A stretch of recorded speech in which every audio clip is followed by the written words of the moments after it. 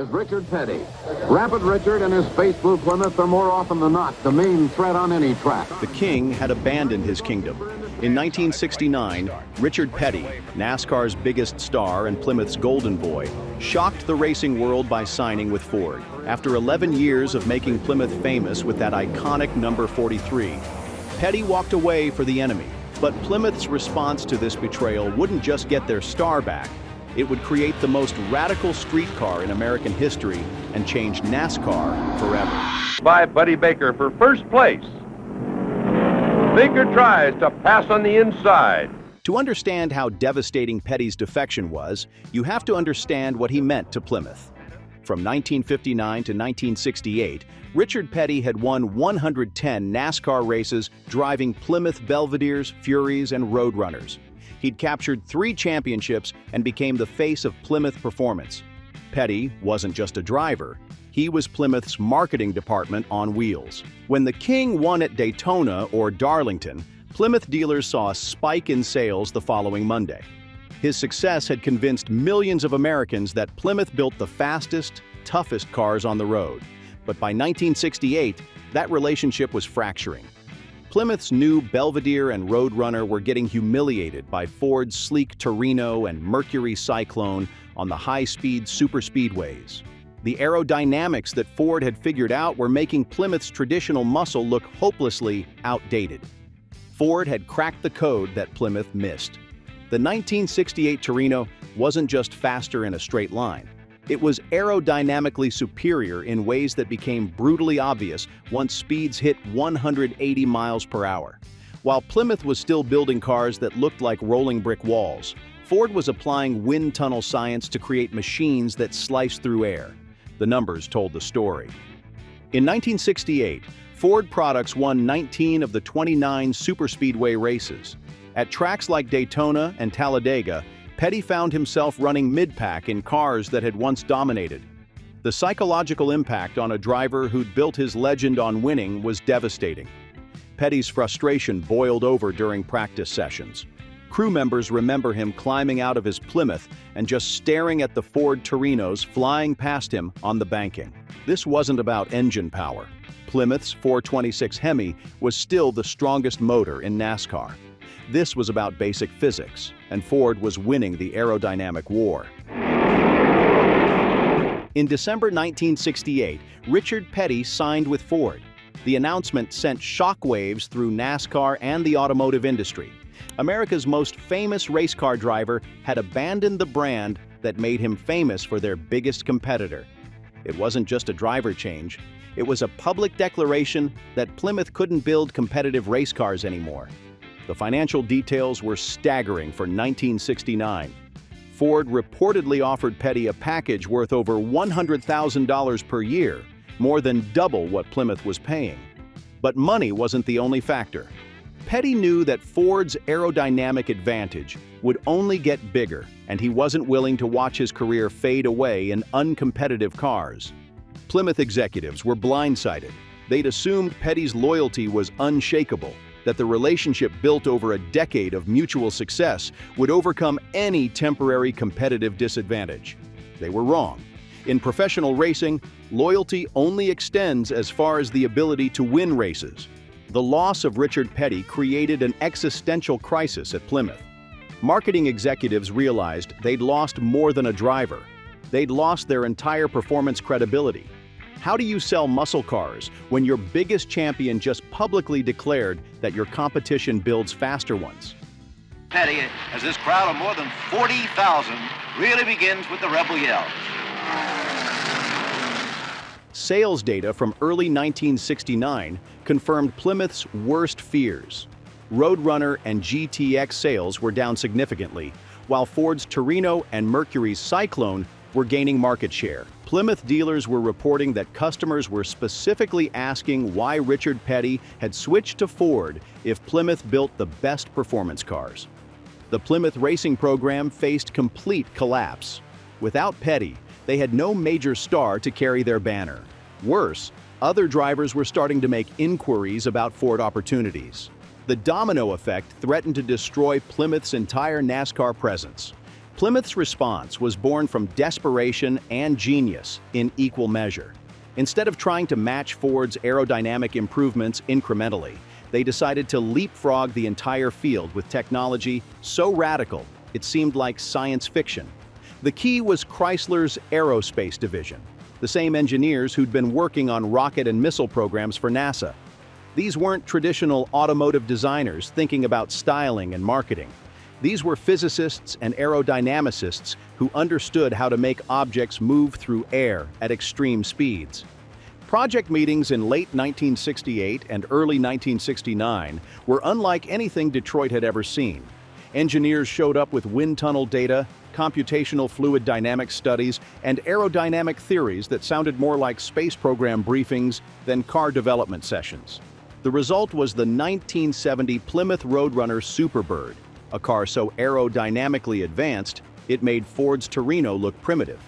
But this wasn't just the Dodge Daytona with Plymouth badges. The Superbird incorporated every lesson learned from a full season of Daytona racing, plus new innovations that pushed aerodynamic science even further. The nose cone was 20 inches long versus the Daytona's 18 inches, and it was shaped with mathematical precision to reduce drag while maintaining downforce. The rear wing was repositioned higher and angled differently to work in cleaner air. Even details like the fake fender scoops served aerodynamic purposes. They covered necessary openings that helped manage air pressure around the front wheels. Wind tunnel testing showed the Superbird generated significantly more downforce than the Daytona while producing less drag. At 200 miles per hour, the car was producing over 300 pounds of downforce, enough to dramatically improve high-speed stability and cornering performance. Armed with the most advanced race car in NASCAR history, Plymouth made their pitch to Richard Petty. They didn't just offer him more money, they offered him the guarantee that he'd be driving the fastest car on every track.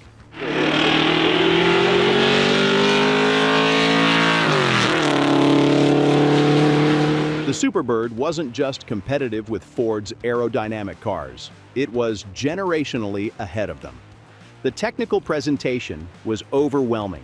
Plymouth's engineers showed Petty wind tunnel data, lap time projections, and performance estimates that made the Superbird look like a rocket ship compared to anything else in NASCAR. This wasn't just about catching up to Ford.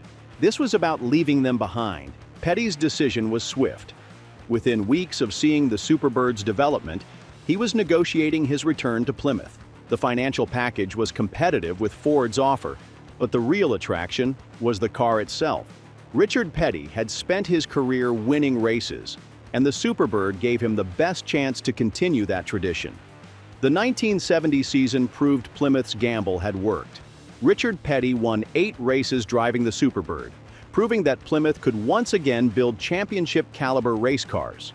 More importantly for Plymouth's marketing department, the King was back in Plymouth Blue, winning races and selling cars for the brand that had made him famous. The psychological impact extended beyond just Petty's performance. Every time a Superbird crossed the finish line first, it validated Plymouth's engineering and technology. The radical design that had seemed like desperate overreach was proving to be genuine innovation that worked.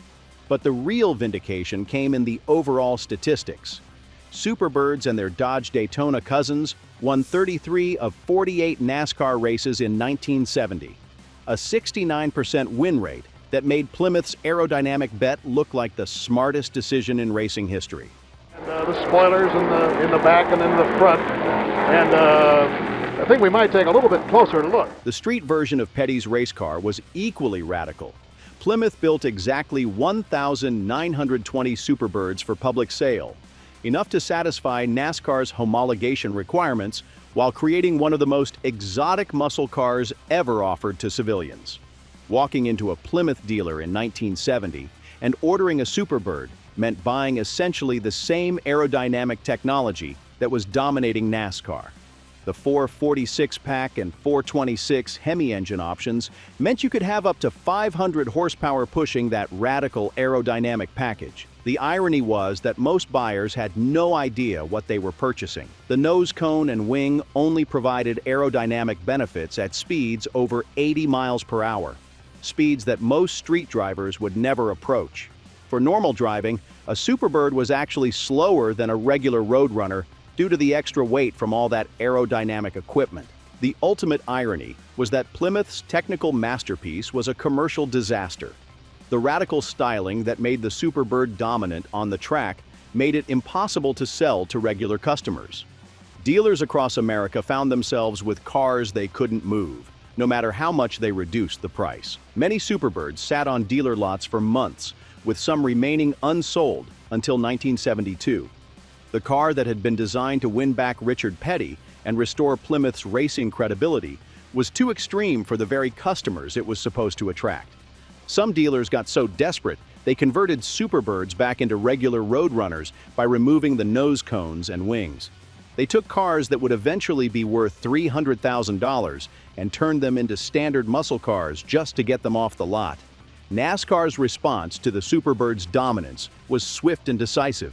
For the 1971 season, any car with aerodynamic modifications was restricted to a maximum engine displacement of 305 cubic inches instead of the 430 cubic inches allowed for standard body cars. The math was brutal but simple. Lose 125 cubic inches of displacement, lose approximately 100 horsepower. No amount of aerodynamic advantage could overcome that power deficit. NASCAR had effectively banned the cars that were too successful for competitive racing. Plymouth looked at the new rules and immediately pulled the plug on the Superbird program. Why spend millions developing small displacement engines for cars that would be hopelessly outgunned by conventional big blocks? The Superbird had served its purpose. It had brought Richard Petty home and proved Plymouth could build the fastest cars in NASCAR. Today, those Superbirds that dealers couldn't sell are bringing $200,000 to $400,000 at major auctions. The radical design that made them market failures in 1970 makes them automotive legends today. Richard Petty's Betrayal had forced Plymouth to create one of the most significant muscle cars in history. The Superbird represents more than just aerodynamic innovation. It's proof of what happens when corporate desperation meets engineering genius. Plymouth's response to losing their biggest star wasn't to accept defeat, but to build a car so advanced it redefined what was possible. Richard Petty's betrayal and return created one of the most fascinating chapters in both NASCAR and muscle car history. His defection forced Plymouth to push the boundaries of automotive technology further than any manufacturer had before. The result was a car that was simultaneously a racing success, a commercial failure, and an automotive legend. The Superbird proved that sometimes betrayal can lead to innovation. Plymouth's desperate response to losing the king created a machine that was genuinely ahead of its time. So far ahead that the market wasn't ready for it, and NASCAR had to ban it. For one brief season, Richard Petty drove the most advanced race car in the world, powered by Plymouth's determination to prove that they could still build the fastest cars in America. The betrayal that shocked NASCAR created a legend that still captures imaginations more than 50 years later. What other corporate betrayals in automotive history led to legendary cars? Share your thoughts in the comments below and subscribe for more stories about the business drama that created automotive legends.